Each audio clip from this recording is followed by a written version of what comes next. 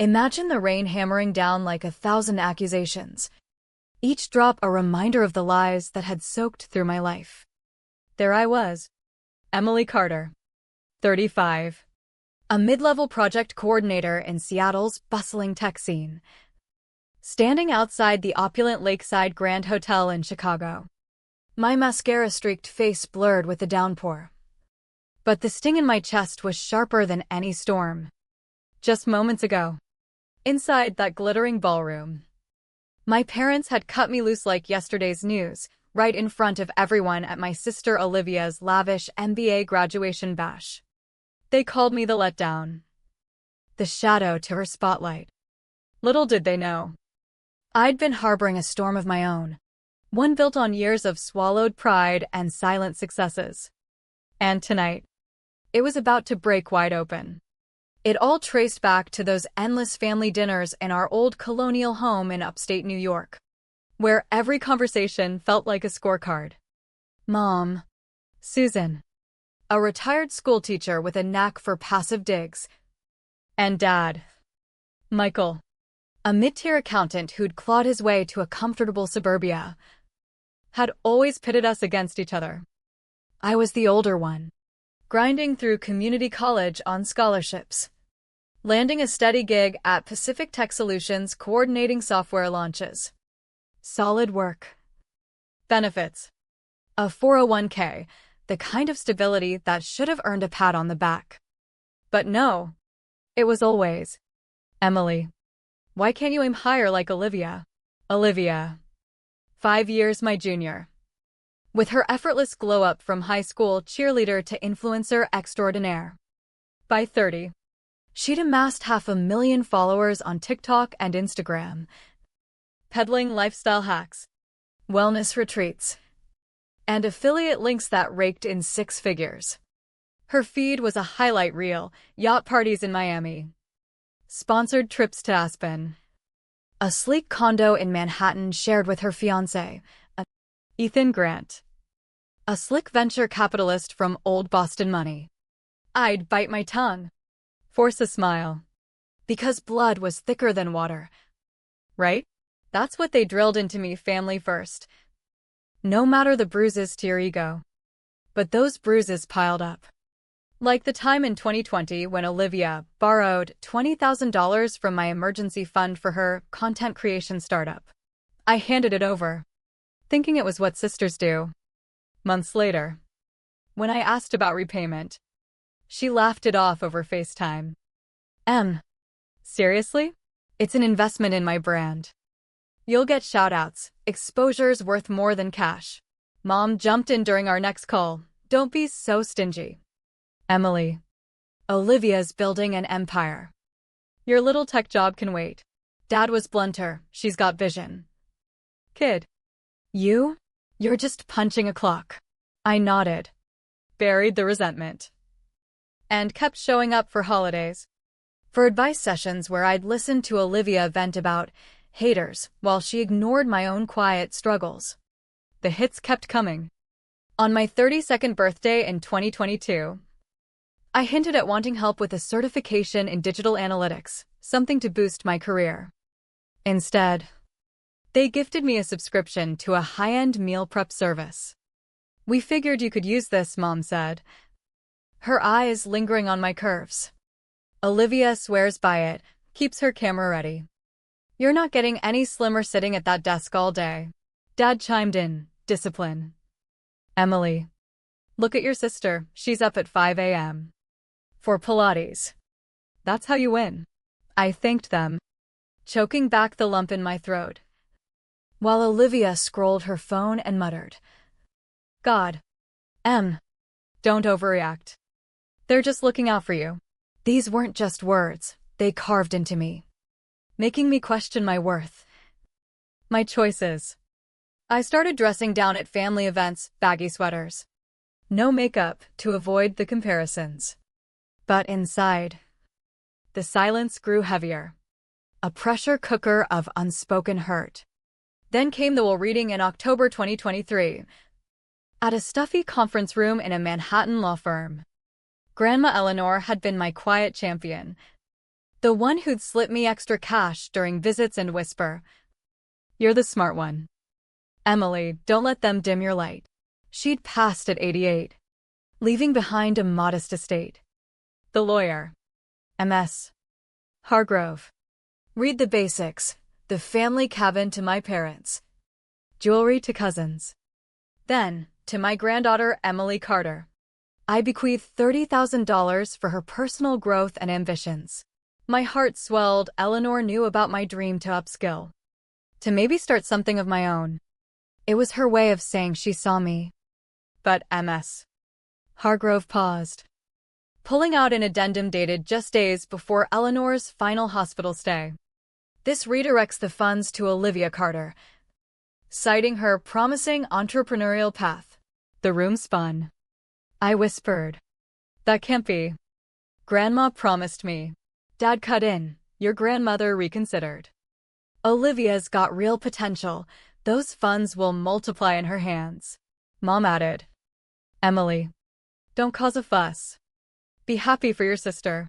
Olivia smirked, "Yeah. It's not like you'd do anything exciting with it anyway." Cousin Laura, a paralegal from Philly, leaned over, "Let me see that paper." The date's suspicious. She was on heavy meds. But Mom snatched it away. "No need.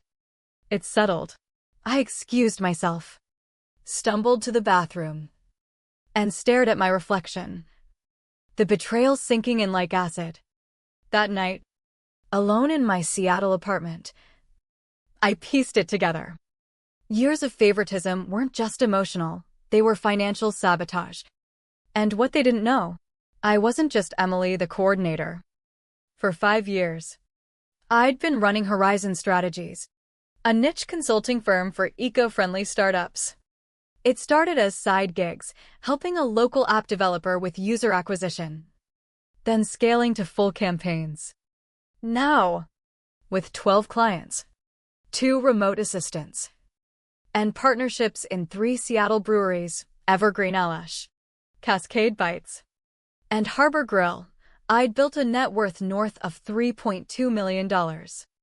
Add in a proprietary app I'd co-coded for client tracking, licensed to bigger firms for $150,000 in yearly royalties. And I was thriving. But I'd kept it hidden, fearing their dismissal or worse, their greed. That secrecy? It had protected me. But now it felt like chains. The hurt festered into resolve. Over the next 8 months, I documented everything: Olivia's unpaid loan via bank transfers, texts from Mom plotting to keep Emily in line about inheritances, emails between Dad and Ethan about a secret Hamptons rental they'd bought without telling me. Worst, with Laura's help, we hired a handwriting expert. The addendum's signature was a forgery, shaky and off from Eleanor's steady hand.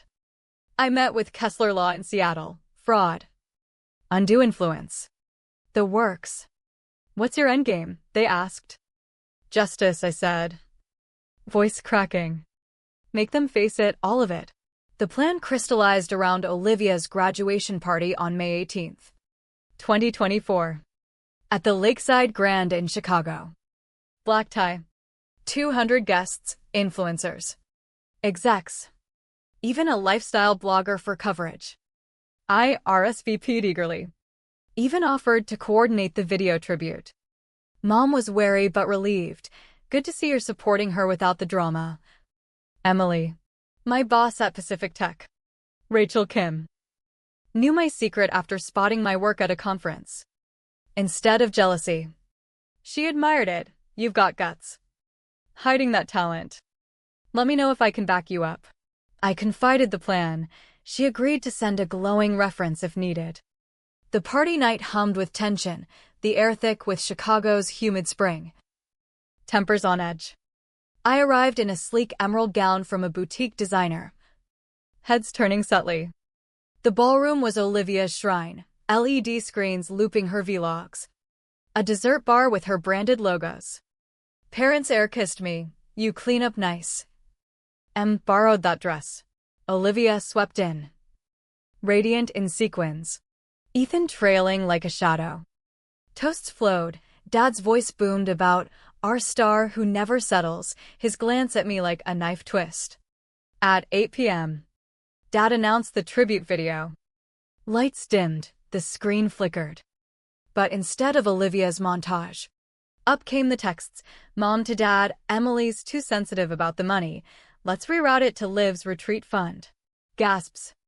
Then Olivia to Ethan, M such a pushover. That $20K funded my glow-up shoot. LOL. She'll never collect. Murmurs swelled. More. Bank slips. The forged will. Expert analysis. I rose. Heart pounding. This isn't a celebration. It's the end of the lies. Olivia's face twisted. You bitch, this is sabotage. Dad lunged. Turn it off. But the screen shifted to Horizon Strategies revenues. Clients. My empire.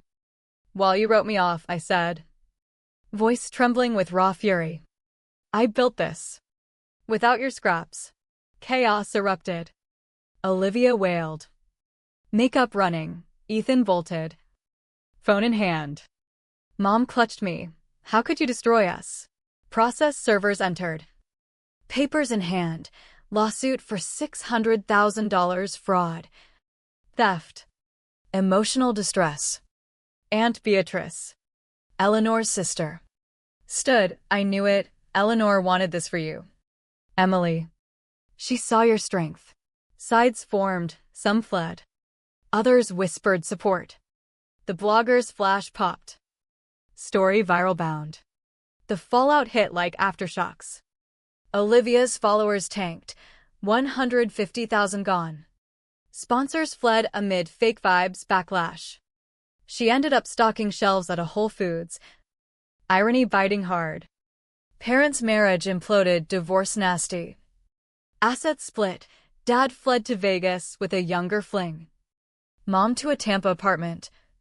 Her emails a mix of rage and regret. I ignored most. Me? I expanded Horizon to Portland.